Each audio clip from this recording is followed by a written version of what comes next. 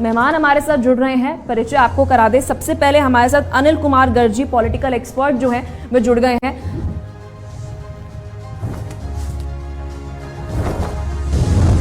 Sir नमस्कार, बहुत शुक्रिया अपना कीमती समय देने के लिए। Have a seat. साथ ही हमारे साथ वरिष्ठ पत्रकार राकेश सिंह परमार जी जुड़ चुके हैं।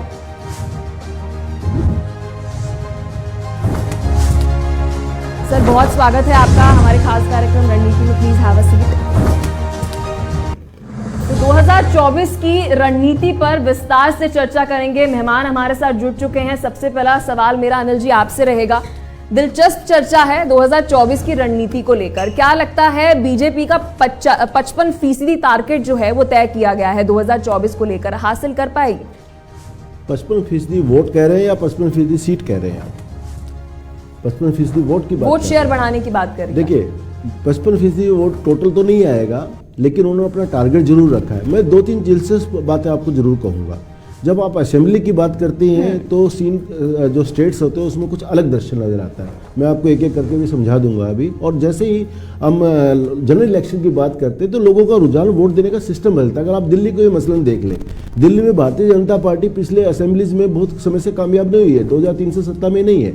लेकिन जैसे ही आप लोकसभा की बात करते हैं, आप ये देखिए कि सारी की सारी सीट भारतीय जनता पार्टी जीती। 2014 में क्लीन स्वीप किया, 2019 में क्लीन स्वीप किया, और 2024 में तो खैर आने वाला समय बताएगा। लेकिन उम्मीद यही है कि दिल्ली की जनता चाहती है कि नरेंद्र मोदी ही दोबारा भारत के प्रधानमंत्री बने, इसलिए वो सारी सीट देती है। तो लोगों का माइंडसेट बदलता है। तो इसलिए जो 55% वोट है वो तो नहीं कह सकते, लेकिन कुछ सीटों पे वो जरूर 50% से ज़्यादा वोट लेंगे। यानी सामने वाले सारे, अगर इंडिया अलायंस पूरा भी मैच कर जाए, पूरा एक कोलैट भी कर जाए, उसके बावजूद भी वो अपने दम पे सीट जीतने की ताकत रखते हैं। लेकिन सभी सीटें तो नहीं, लेकिन अधिकतर सीटें वो 50% के मार्जिन से जीतने की ताकत रखते हैं। राकेश जी क्या कहना चाहेंगे? 2019 की तस्वीर 303 सीटें, अभी टारगेट है कि 325 से 350 अकेले अपने दम पर बीजेपी हासिल करना चाहती है। क्या संभावनाएं?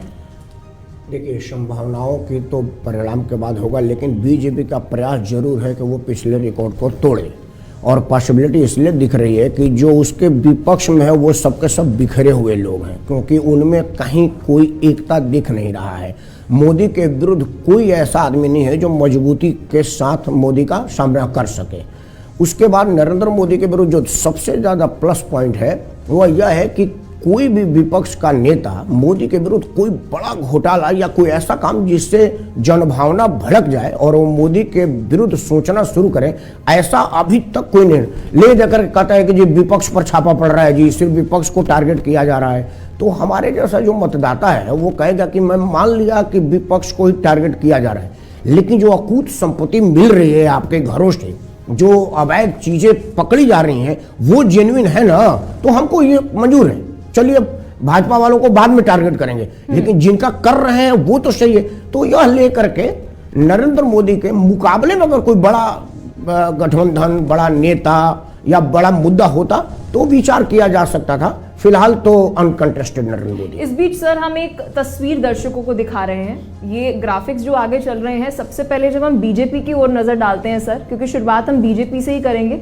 बीजेपी एक ऐसी पार्टी है जिसके पास 303 इस वक्त सीटें हैं, 37% वोट शेयर है। कम से कम कोशिश की जा रही है कि दक्षिण उत्तर भारत हर दिशा को मिलाकर ये वोट शेयर 55% हो जाए, यानी कि 55% हो जाए। क्या लगता है 50 तक भी बीजेपी पहुंच पाएगी? क्योंकि 303 और 350 तक पहुंचना बहुत अपने आप में बड़ी बात है। अलग जी, मैंने पहले ही कहा कि 50% टोटल ऑल एवरेज में तो नहीं पहुंचेगी, लेकिन बहुत सारी सीटें हैं। मैं मानता हूँ कि 200 से ज़्यादा सीटें ऐसी होंगी जिसमें टोटल शेयर का 50% से ज़्यादा बीजेपी जीतेगी। यानी सामने विपक्ष नहीं, आप देखिए ना, उत्तर प्रदेश में ऐसा होगा, मध्य प्रदेश में होगा, राजस्थान में होगा, आपका छत्तीसगढ़ में हो सकता है, हिंदी बेल्ट में तो होगा ही होगा, कर्नाटका में हो सकता है, इस बार तेलंगाना में अच्छा होने जा रहा है, पश्चिम बंगाल में अच्छा होने जा रहा है। देखिए बीजेपी ने सब उन बेल्ट्स में जहाँ पे उसका काम नहीं था उन पे काम करने की कोशिश की है।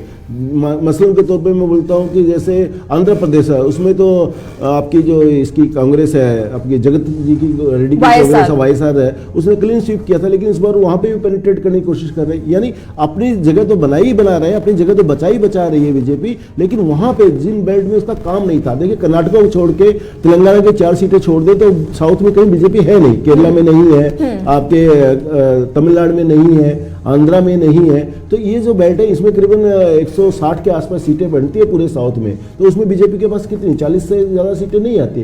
तो अब बीजेपी कोशिश करे कि उन सीटों को ना सिर्फ बचाया जाए बल्कि उसमें 20 से 25 सीटें जोड़ी जाए। सर का कहना है तेलंगाना के अंदर पहले से बेहतर प्रदर्शन जो है वो बीजेपी का होते हुए नजर आएगा। जहां तक हमारा आकलन है, सरकार तो कांग्रेस की बन गई, वोट शेयर बड़ा बीजेपी का, लेकिन क्या केंद्र के अंदर मोदी को चुना जाएगा तेलंगाना से? हाँ, तेलंगाना में एक नया डेवलपमेंट हुआ है। जगन मोहन की बहन कांग्रेस में आई है और उन्होंने कहा है कि उनके पिताजी का सपना राहुल गांधी को प्रधानमंत्री बनाना था। यह इम्पैक्ट होने वाला लग नहीं रहा है, क्योंकि जैसी भाई बहन की लड़ाई होगी, अभी जमीन पर भाई का बोलबाला है, पिता का वारिस भाई है राजनीतिक रूप से, और मैं किसी धन संपत्ति की बात नहीं कर रहा, और उनकी बहन को कोई वहां बहुत विशेष नहीं जानता सिवाय कि वो जगन मोहन की बहन है।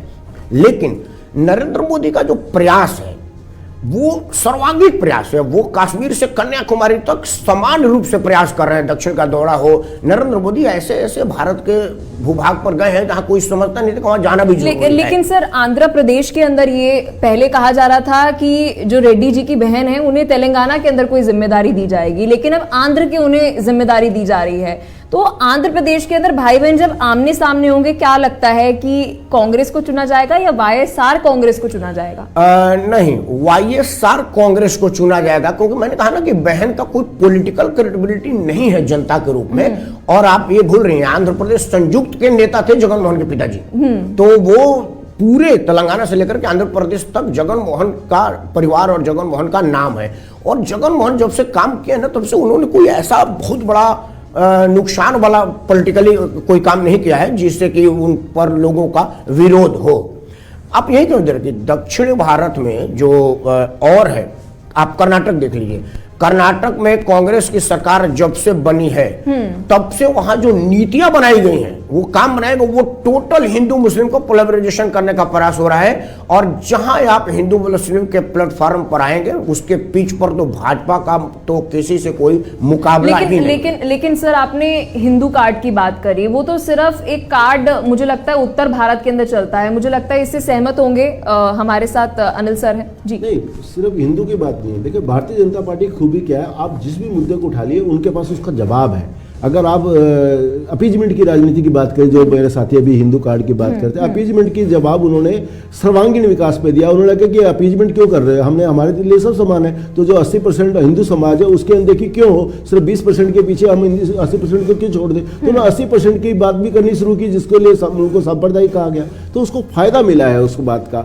दूसरी बातों पर अगर जाएंगे, आप गरीब विकास में जाएंगे तो उन्होंने गरीबों की योजना गिनाना शुरू करते हैं। किसी घर से आप लीजिए, आप देखिए शुरू करेंगे, गरीब का घर उन्होंने बनवाया, टॉयलेट उन्होंने बनाया, उज्ज्वला में उन्होंने गैस उन्होंने दिया, आपके ईंधन दे रहे हैं, 80 करोड़ लोगों को 5 किलो चावल राशन दे रहे हैं। तो कुल मिला के मेरा ये कहना है कि उनके पास हर बात का एक कार्ड है। दक्षिण भारत का तो ये कहना है कि जितनी भी सेंट्रल स्कीम्स हैं, ममता बनर्जी, तमाम ऐसे दक्षिण के हम देख रहे हैं कि आरोप लगाते हुए नेता नजर आ रहे हैं कि सेंटर तो हमारे फंड्स तक जारी नहीं कर रही है।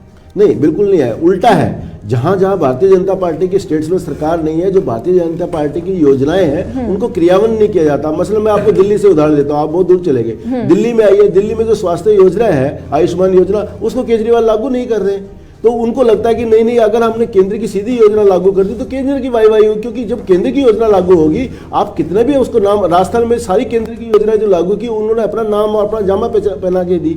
तो इस तरह से जनता को तो आप नहीं भरमा सकते ना। इसलिए मैंने कहा भारतीय जनता पार्टी के पास हर बात का जवाब है। इसलिए आप अगर आप संसाधन की बात जाएंगे, इकोनॉमी की बात करेंगे तो वो बताएंगे हम 10 में से 5वें नंबर पे आ गए। अगर आप गरीब की बात करेंगे तो उसकी, अगर आप कहेंगे देश को इंडस्ट्रियलिस्ट करना है तो वो आपके बात कहेंगे कि हमने नए नए सेक्टर में काम शुरू किया है, हमने नए काम को बढ़ावा शुरू किया, हमने MSME शुरू किया है। यानी उनके पास स्मॉल सेक्टर्स के लिए, बिग सेक्टर्स के लिए, लो सेक्टर के लिए, गरीब के लिए, सबके लिए एक अलग अलग प्रोजेक्ट है, अलग अलग प्रोडक्ट्स बना के रखे हुए हैं। राकेश जी, आप इस बात से कितना सहमत हैं कि बीजेपी ने क्या इस वक्त विकास कार्यों की, जब हम सोशल वेलफेयर स्कीम्स की बात कर रहे हैं, क्या उन पर काम किया है, या फिर महज बीजेपी ने सिर्फ देश के अंदर हिंदुत्व को बढ़ावा देने के लिए हिंदू वोटर्स को अपनी तरफ आकर्षित करने का काम किया? आप जमीन पर जाइए, हर गरीब जिसको मकान मिला है उसको जा करके पूछिए कि तुमको हिंदू पूछ करके मिला, मुसलमान पूछ के मिला, या अगला पिछड़ा पूछ करके मिला। आप वो जो 80 करोड़ से ज्यादा लोग मुफ्त में राशन ले रहे हैं उनसे जा करके पूछिए। देखिए, आंकड़ा नहीं, जमीन पर दिख रहा है कि एक महिला जो धुएं में मर रही थी, आंखें खराब कर रही थी, वो अब उज्ज्वला के तहत मिलने वाले गैस सिलेंडर पर खाना पका रही है। वो लोग जिनको भूखमरी की स्थिति थी, सोच रहे थे कि बच्चों का भोजन कहां से आएगा, उन लोगों को सरकार मुफ्त में राशन मुहैया करा रही है। लेकिन विपक्ष तो कह रही है कि आप 80 करोड़ जनता को राशन दे रहे हैं, आप उन्हें काबिल बनाइए ना कि वे खुद अपना राशन खुद खरीद सकते हैं। 1952 से अब तक अगर वो लोग काबिल बनाए होते तो मुफ्त में राशन देने की जरूरत ही नहीं पड़ती, और 10 साल में काबिल नहीं बनाया जा सकता। हाँ, प्रयास जारी है। नरेंद्र मोदी ने हर जगह कहा कि एक हाथ में कंप्यूटर, दूसरे हाथ में कुरान। उसी तरह से हिंदुओं को बोला है, मतलब हिंदू, मैं तो हिंदू मुस्लिम के लिए वापस शब्द ले रहा हूं, भारतीयों को बोला है कि आप काबिल बनिए। क्योंकि देखिए, ऐसा कुछ सोच सकता है कि ये जो बेलदारी का काम है, मिस्त्री का काम है, लोहार बढ़ई का काम है, इसके लिए कोई सरकार इंस्टीट्यूट खोलेगी कि आओ तुमको हम बढ़ईगिरी की ट्रेनिंग दे रहे हैं। वो आदमी बढ़ईगिरी का एक सरकारी सर्टिफिकेट ला करके बाहर जाता है तो कहता है कि हम भारत से एक प्रमाण लिए हैं कि हमको राजमिस्त्री का काम आता है, हमको पॉलिशिंग का काम आता है, हमको लकड़ी बनाने का काम आता है। आपको मालूम है कितना रोजगार इसमें है? आप सिर्फ टाटा बिरला डालमिया के यहाँ कंपनी करने वाले को रोजगार मानती हैं? आपके चैनल पर हम और आप दिख रहे हैं और 2 भाई पीछे कैमरा पर हैं, उसके बाद 20 लोग हैं कि नहीं है? वो भी तो रोजगार पा रहे हैं। नरेंद्र मोदी ने इसको आसान शब्दों में कहा, तो लोग कह रहे कि पकौड़ा बनाने की बात करें। अरे पकौड़ा वाला हमसे ज्यादा बढ़िया है साहब, उसका महीने में 50,000 से ऊपर काम हो रहा है, और उसको माहौल दिया जा रहा है कि कोई गुंडई से पकौड़ा वाले का ठेला उठवा नहीं सकता, क्योंकि आज पुलिस सक्रिय है, एडमिनिस्ट्रेशन तगड़ा है। ठीक है, बिहार से शुरुआत करते हैं अनिल जी, क्योंकि इस वक्त सीट शेयरिंग बहुत जरूरी है। एक तरफ हमारे पास INDI अलायंस है, दम भर रही है कि हमारे पास ऐसे पार्टियां हैं जो इस वक्त सत्ता पर काबिज हैं अलग अलग राज्यों में, और ये फैक्ट है। जब हम बात कर रहे हैं बिहार जैसे राज्य की, क्या लगता है कि पहले के मुकाबले बीजेपी की स्थिति और ज्यादा मजबूत होगी, क्योंकि अब JDU साथ में नहीं है? बिल्कुल। देखिए, 2014 जब नरेंद्र मोदी भारत के प्रधानमंत्री नहीं बने थे, वो प्रचार समिति के अध्यक्ष थे भारतीय जनता पार्टी की ओर से। उस समय जब भारतीय जनता पार्टी बिहार में चुनाव लड़ी थी, JDU उस समय भी भारतीय जनता पार्टी के साथ नहीं थी। आप कंपेयर करिए, उस समय सीटें ज्यादा थी या 2019 में? 2019 में JDU के साथ मिलकर उन्होंने क्लीन स्वीप किया, लेकिन भारतीय जनता पार्टी के हिस्से में जो सीटें आई वो 2014 में इसके मुकाबले ज्यादा थी। तो मेरा ये कहना है कि जो JDU को भी उस समय 2019 में कामयाबी मिली, वो भी नरेंद्र मोदी जी के नाम पे मिली, क्योंकि देश की जनता जब संसद के लिए वोट करने जाती है तो वो ये देखती है संसद में स्थायित्व कौन दे सकता है, कौन सी पार्टी है जिसका नेता भारत का भला कर सकता है, तो वो भारतीय जनता पार्टी को वोट करती है। राकेश जी, कितना सहमत आप इस बात से कि 16 सीटें जो JDU को मिली हैं बिहार के अंदर, वो महज मोदी मैजिक के बदौलत मिली हैं? अब प्रदर्शन और ज्यादा JDU का बेकार होने जा रहा है, ये बात अनिल जी कह रहे हैं। वो मैं इसलिए कह रहा हूं, वो ये अनिल सर ने इसलिए कहा क्योंकि उसके पहले लालू जी और नीतीश जी मिल करके लड़े थे, तो उनकी सदस्य संख्या 2 के नीचे आ गई थी। तभी उनको झुक करके मोदी के यहाँ आना पड़ा, नहीं तो उसके पहले वो मोदी को कह दिए थे कि हमारा मोदी से जरूरत नहीं है, वो एड लौटा दो जो उन्होंने बाढ़ पीड़ितों को दिया हुआ है, क्योंकि उनको लगा था कि भाई मुस्लिम तुष्टीकरण में हमारा नाम सबसे ऊपर हो जाएगा। लेकिन जब परिणाम देखे, नहीं एक चीज यहां जोड़ दूं, बिहार में भाजपा का लड़ाई ना नीतीश है ना लालू से है। लालू और नीतीश की आपस की लड़ाई है वहां पर वर्चस्व कायम करने के लिए कि कौन कितना आगे माइलेज लेता है और कौन। लेकिन सर RJD का तो कोई एक सीट नहीं है लोकसभा में, टक्कर कहाँ है इसे? यही तो प्रयास होगा। वो इसलिए कि 2019 में JDU और बीजेपी मिलकर लड़ी थी, इसलिए मैंने आपसे क्या कहा, अगर ये अलग अलग होते तो बीजेपी का नुकसान नहीं है, अलग अलग होने से नुकसान होगा इन सब का आपस का, क्योंकि बीजेपी। तो सर अभी आप कह रहे हैं कि देश में मोदी लहर, मोदी मैजिक, जो भी हम कह लें कि एक शब्द का इस्तेमाल किया जाता है बीजेपी द्वारा, वो अभी तक कायम है। अगर इससे पहले जितने भी सहयोगी दल जो अभी साथ में नहीं है बीजेपी के, उनको वोट और या फिर यह कह सकते हैं कि सीट इसलिए मिल पाए क्योंकि मोदी का नाम उनके साथ। देखिए, मैं इसको और थोड़ा आगे बढ़ा के आपको बोलता हूं। बिहार का मैंने आपको जैसे बताया, 2014 में बीजेपी ने ज्यादा सीटें जीती थी जब JDU साथ में नहीं था। 2019 में कम मिली क्योंकि उसको JDU की सीटें शेयर करनी पड़ी। अब मैं दूसरा उदाहरण देता हूं, आप दिल्ली और पंजाब में आ जाइए। दिल्ली और पंजाब में असेंबलीज की सीट में आम आदमी पार्टी ने इतनी बड़ी मार्जिन सीट ली है, इतने जोर से जीते हैं कि बहुत मुश्किल है उतना भी लेना। लेकिन लोकसभा सीट कितनी है आम आदमी पार्टी की?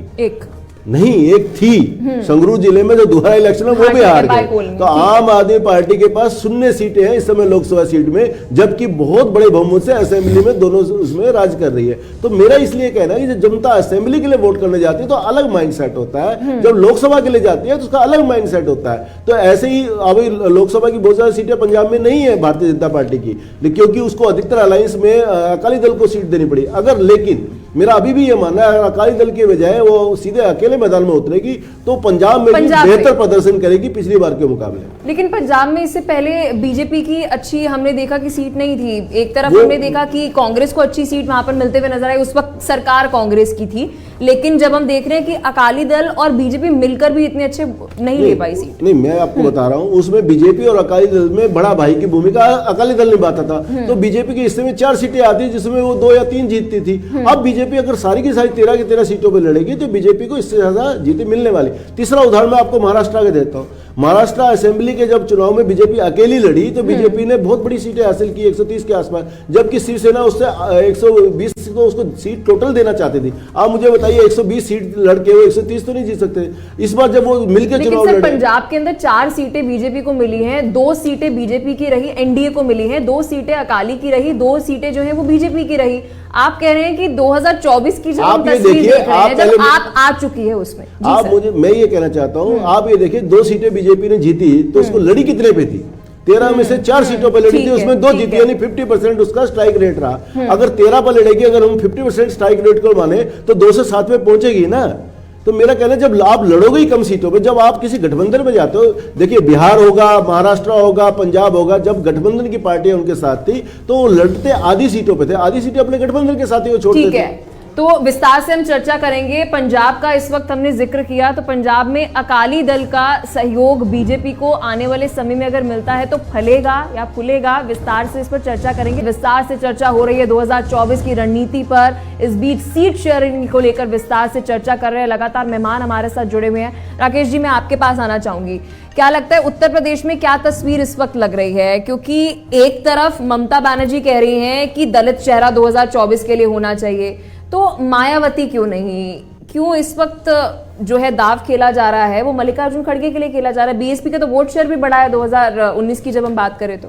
देखिए, ममता बनर्जी को ना तो मल्लिकार्जुन खड़गे से कोई लगाव है और ना ही वो मल्लिकार्जुन खड़गे को दलित के रूप में बढ़ा रही हैं। अगर दलित को बढ़ाना होता तो मैं नहीं समझता कि मायावती जी से बड़ा कोई दलित चेहरा वर्तमान राजनीति में है, क्योंकि वो उत्तर प्रदेश जैसे राज्य की कई बार मुख्यमंत्री रह चुकी हैं। और दलित के नाम पर अगर कोई एक आंख बंद करके कोई दलित मतदाता वोट करता है तो वो करता है मायावती के लिए। मल्लिकार्जुन खड़गे को तो बताना पड़ता है कि मैं दलित हूँ। उत्तर प्रदेश के वाले लोग या उत्तर भारत वाले लोग तो पता ही नहीं है खड़गे कोई दलित कास्ट भी होता है। बिहार के एक विधायक ने कहा ना, ये कौन है खड़गे, हम तो जानते नहीं है। हालांकि वो तो पॉलिटिकली था, लेकिन हिंदी भाषी क्षेत्र में जहां पर ज्यादातर कास्ट बेस्ड वोट होता है उसका दलित मतदाता नहीं जानता कि मल्लिकार्जुन खड़गे दलित है। ममता बनर्जी ने वो खेल इसलिए खेला मल्लिकार्जुन खड़गे को आगे करके, क्योंकि जैसे शुगर पेशेंट के हाथ में खीर की कटोरी दे दीजिए, वो खाएगा नहीं क्योंकि खाते मर जाएगा, तो उनके हाथ में कटोरी दे, बेचारा थामे बैठा हुआ है। क्योंकि जिस दिन मल्लिकार्जुन खड़गे कह देंगे कि हाँ ठीक है हम नेता हैं और हम इस पर लड़ेंगे, उसी दिन वो पूर्व अध्यक्ष हो जाएंगे। क्योंकि कांग्रेस में तो गांधी परिवार के अलावा किसी पर चर्चा ही नहीं है। कांग्रेस का कोई भी नेता यह नहीं कह सकता कि मेरे में पोटेंशियल है अध्यक्ष बनने भर का, मेरे में पोटेंशियल है मंत्री बनने भर का। वो तो कृपा पात्र लोग होते हैं।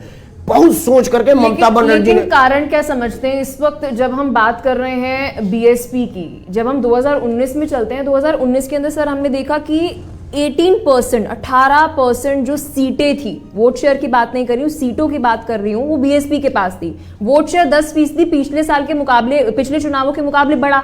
तो INDIA के अंदर शामिल क्यों नहीं हो रही है?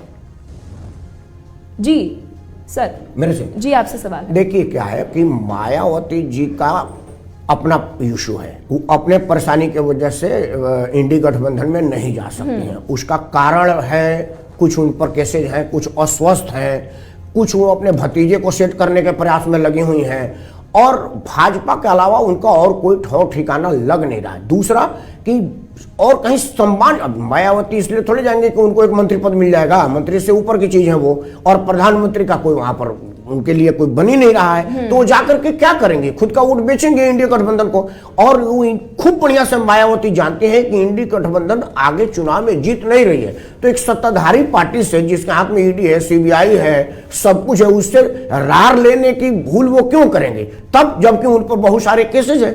इस स्थिति में ऐसे भूल नहीं अनिल जी, आप बात से सहमत हैं? क्योंकि रार पैदा हो जाएगी अगर INDI गठबंधन में चली गई, क्योंकि सबसे ज्यादा कार्रवाई उत्तर प्रदेश के अंदर बीएसपी के नेताओं पर हुई है हाल फिलहाल। नहीं, ये असली वजह नहीं है। इसकी बड़ी वजह है कि एसपी नहीं चाहते कि बीएसपी इंडी गठबंधन में आए। वजह क्या है, आप 2014 और 2019 का अगर नतीजे उठा के देखेंगे, जब 2019 में बीएसपी के साथ मिलकर लड़े एसपी, तो उसका सारा का सारा फायदा सिर्फ और सिर्फ बीएसपी को हुआ। 2014 में लोकसभा की 0 सीट थी बीएसपी की, जो गठबंधन के कारण अच्छी खासी संख्या जीती, 7 या 8 वो जीते। तो मेरा कहना है एसपी को सिवाय नुकसान के और कुछ हासिल नहीं हुआ। अगर अभी बीएसपी इसमें इंडी गठबंधन में आती है तो फिर वो 50-50 की बात करेगी, एसपी जितने पे लड़ेगी उतने पे हम लड़ेंगे। क्या वो कांग्रेस को देंगे, क्या वो छोटे घटक दलों को देंगे? तो ये सारा मामला सीट का है। और कांग्रेस तो है ही नहीं, कांग्रेस तो उत्तर प्रदेश में है ही नहीं सर। उत्तर प्रदेश में 2 सीटें बिना अलायंस के भी कांग्रेस के लिए रिजर्व रखी जाती, ना एसपी उसके खिलाफ लड़ती थी, ना बीएसपी उसके खिलाफ लड़ती थी, रायबरेली और अमेठी। अगर अभी अलायंस में, तो अभी इस बार तो अलायंस में है, तो इसलिए ऐसा नहीं है कि अलायंस में अभी 3 या 4 सीटें देने के मूड में है एसपी। लेकिन बीएसपी 3-4 सीटें या 10 सीटों से मानने वाली नहीं है, ये एसपी को पता है। या तो वो बाहर रहेगी या फिर एसपी से कम सीटें नहीं मानेगी। और एसपी को ऐसा लगता है कि अगर इस बार वो अधिकतर सीटों पर लड़े तो एक बड़ी संख्या वो अपने लोकसभा मेंबर्स की जिता सकते हैं। तो ये बड़ा कारण है कि एसपी नहीं चाहती बीएसपी गठबंधन में आए।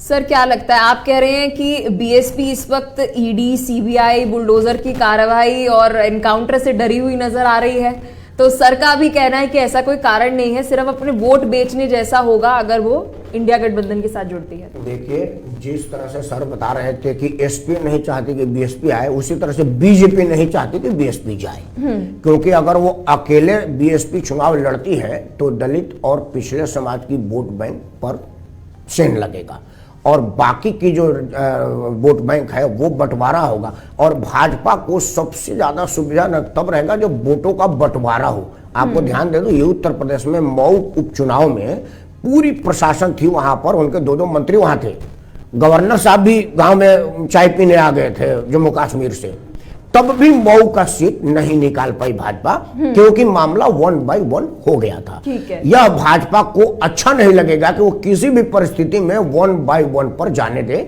चाहे उसके लिए कुछ भी करना पड़े, राजनीतिक दांवपेच।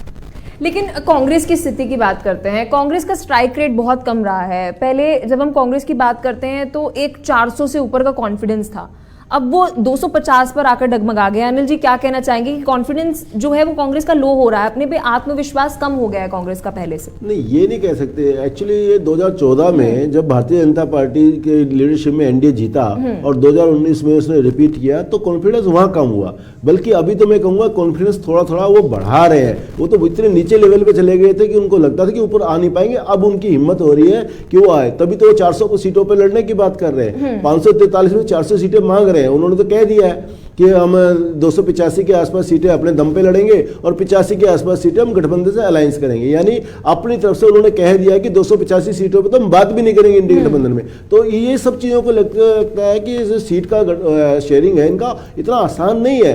मध्य प्रदेश, वेस्ट बंगाल में ममता उनको कुछ नहीं देना चाहती, एसपी में, यूपी में एसपी कुछ नहीं देना चाहती, और जहां पे कांग्रेस मजबूत है वहां पे कांग्रेस उनको कुछ नहीं देना चाहती। ममता बनर्जी की अभी हमने बात करी, ममता बनर्जी की जब हम बात करते हैं, एक मोदी विरोधी तो विचारधारा उनकी है। अक्सर हम देखते हैं कि फंड्स को लेकर, विचारधारा को लेकर, ईडी सीबीआई को लेकर सबसे ज्यादा कार्रवाई टीएमसी के नेताओं पर ही होती है। क्या अकेले 2024 के रण में टीएमसी जाने वाली है? हाँ, मैं आपको बता रहा हूँ उसके बड़े कारण है। ना तो टीएमसी चाहती है अलायंस में जाए और ना ही कांग्रेस चाहती है वहां से, क्योंकि अधीर रंजन चौधरी जो वहां कांग्रेस के बड़े नेता हैं, प्रदेश के अध्यक्ष हैं, वो कह चुके हैं हमें 2-3 सीटों पे नहीं लड़ना है, क्योंकि 2 सीटें तो हम पहले भी जीत चुके थे अपने दम पे, फिर 2 ही सीटें लेके हमने क्यों लड़ना है। ऐसे ही टीएमसी नहीं चाहती है, क्योंकि टीएमसी चाहती है कि सिर्फ 2 या 3 सीटें दी जाए और बाकी फिर कांग्रेस हो या आपकी कम्युनिस्ट पार्टी हो, ये सब मेरे साथ खड़े हो। तो उनको अपना नुकसान नजर आता है। देखिए, बड़ी चीज है गठबंधन की राजनीति में कि अपनी चीजें कोई नहीं देना चाहता, दूसरे से क्या मिल जाए इसकी इच्छा करते हैं। कांग्रेस भी वैसा ही कर रही है, जहां पे 1-to-1 है बीजेपी के साथ। हाल ही में अमित शाह पश्चिम बंगाल के 2 दिन के दौरे पर थे। वहां पर CAA को लेकर और शरणार्थियों को लेकर बयान वो देते हुए नजर आए। जब हम 2019 की तस्वीर देखते हैं तो 19 सीटें जो हैं, 18 सीटें जो हैं पश्चिम बंगाल के अंदर बीजेपी के पास है, 22 सीटें जो हैं वो ममता बनर्जी के पास है। ये जो CAA का मुद्दा उठाया जा रहा है, खासतौर पर जब पश्चिम बंगाल में कहा जा रहा है कि ये समय की मांग है, क्या आने वाले समय के अंदर सीट बीजेपी की पश्चिम बंगाल में बढ़ते हुए नजर आई? देखिए, CAA जैसे गृह मंत्री कह चुके हैं इलेक्शन से पहले पहले ये लागू होगा और ये ऑनलाइन लागू होगा। तो आप ये मान के चलिए कि जब ये लागू होगा तो एक बड़ी संख्या में जो अभी हिंदू और जो अन्य अल्पसंख्यक वहाँ से आए थे उन लोगों को नागरिकता मिलेगी। इसका बहुत बड़ा असर वोट बैंक पे इसलिए पड़ेगा। ऐसे नहीं कि वो पहले वोटर नहीं होंगे, वो वोटर तो पहले बन ही जाते हैं। आजकल तो वोटर बनने के लिए नागरिक बनना भी जरूरी नहीं है, बहुत सारे तरीके हैं सरकारी सिस्टम में। लेकिन उसका बड़ा तरीका होगा कि जो लोगों की सोच है इसका बड़ा फर्क पड़ेगा, और खासकर असम में और वेस्ट बंगाल में और थोड़ा थोड़ा बिहार में। क्योंकि जो बांग्लादेशी गुटभेज है वो क्या करते हैं, पहले आते हैं वेस्ट बंगाल में रहते हैं, वहाँ के लोकल बन जाते हैं, वहाँ के लोग, क्योंकि वो ये कहना नहीं चाहेंगे हम सीधे बांग्लादेश से आए थे, वो बोलेंगे हम पश्चिम बंगाल से माइग्रेट होकर बिहार आए हैं या पश्चिम बंगाल से माइग्रेट होकर दिल्ली आए हैं। असम में तो बीजेपी कह रही है कि CAA को लागू ही नहीं करेगी, ना NRC को लागू करेगी, और असम के लोग नहीं चाहते कि वहां पर देखिए, जहां तक NRC का सवाल है उसमें सेंटर का कोई लेना देना नहीं है। NRC का सारा जो मॉनिटरिंग है वो सुप्रीम कोर्ट की देखरेख में हुई और NRC वहां पे लागू हुई है। NRC लागू ना करने का सवाल नहीं हो, तो NRC लागू हुई है और उनकी अपनी रिपोर्ट्स है और उसकी सारी मॉनिटरिंग सुप्रीम कोर्ट कर रहा है। जहां तक CAA का सवाल है, CAA किसी स्टेट से पूछ के लागू नहीं होगा, ये सेंट्रल का अधिकार है और सेंटर इसको जब लागू करेगा ठीक है। पर माँ जी, क्या पश्चिम बंगाल की जब हम बात कर रहे हैं, अक्सर हम देखते हैं बीजेपी बहुत फोकस करती है पश्चिम बंगाल पे, कोशिश करती है लॉ एंड ऑर्डर का मुद्दा उठाया जाए। जब भी हम देखते हैं वहां पर लॉ एंड ऑर्डर को लेकर बीजेपी कोई ना कोई बयान जो है वो देती है। लेकिन हम एक विचारधारा की बात करते हैं, बीजेपी की एक विचारधारा, और हम कहेंगे जब से पार्टी बनी है तब से वही विचारधारा वो अब तक लेकर आगे बढ़ी है। क्या उस विचारधारा की जब हम बात करें कि पश्चिम बंगाल की जनता से वो मेल खाती है? पश्चिम बंगाल के जनता को बहुत दिनों से खुले वातावरण में सांस लेने का मौका नहीं मिला है। मतलब पहले वो ज्योति बसु के दबाव में, फिर बुद्धदेव भट्टाचार्य के दबाव में और अब ममता बनर्जी के दबाव में आता है। वहां पर इतनी ज्यादा राजनीतिक द्वेष होता है, मतलब मैं कहता हूं कि राजनीतिक हिंसा होता है, तो यह कहा नहीं जा सकता कि वहां के लोगों की विचारधारा क्या हो, क्योंकि जैसी वहां के मतदाता का विचारधारा एक्सपोज होगा, अगर वो सरकार के विरोध होगा तो उसका लाश टंगा हुआ घर के सामने मिलेगा। तो आप ये कह नहीं सकती हैं कि वहां पर कोई विचारधारा का सम्मान है। देखिए, अभी जो विधानसभा का चुनाव हुआ उसमें जो लोगों ने विचारधारा का प्रदर्शन इस उम्मीद में किया था कि शायद भाजपा आ जाए, वो हुआ नहीं। अर्जुन सिंह भाजपा का जीता सांसद को लौटने पर मजबूर होना पड़ा, मैं शब्द इस्तेमाल करूं मजबूर होना पड़ा, क्योंकि अर्जुन सिंह हमारे पूर्वांचल भोजपुरी है, और भी कई लोग जो MP MLA थे वो मजबूरी में गए, क्योंकि उनको पता था कि यहां पर दरवाजे पर टांग के खड़ा कर दिया जाता है। और ममता बनर्जी जो खुला मुस्लिम तुष्टीकरण करती हैं या कहती हैं कि सड़क पर नमाज तो होगा लेकिन आप अपने घर में आरती नहीं कर सकती। उससे भी बड़ी बात, कलकत्ता में सबसे ज्यादा दुर्गा पूजा है, दुनिया से लोग आते हैं देखने के लिए। यहाँ भी जो दिल्ली में बंगाली समुदाय है वहां का दुर्गा पूजा बहुत है। ममता बनर्जी के दबाव में प्रशासनिक मदद से वहां पर नमाज की व्यवस्था करवाई गई और नमाज के टाइम पर आरती और वो भजन को बंद करवाया गया। वहां हिंदू इतना दबा हुआ है कि अगर 6 महीने के लिए वहां पर राष्ट्रपति शासन लागू कर दिया जाए, ममता बनर्जी की वापसी मुश्किल हो जाएगी।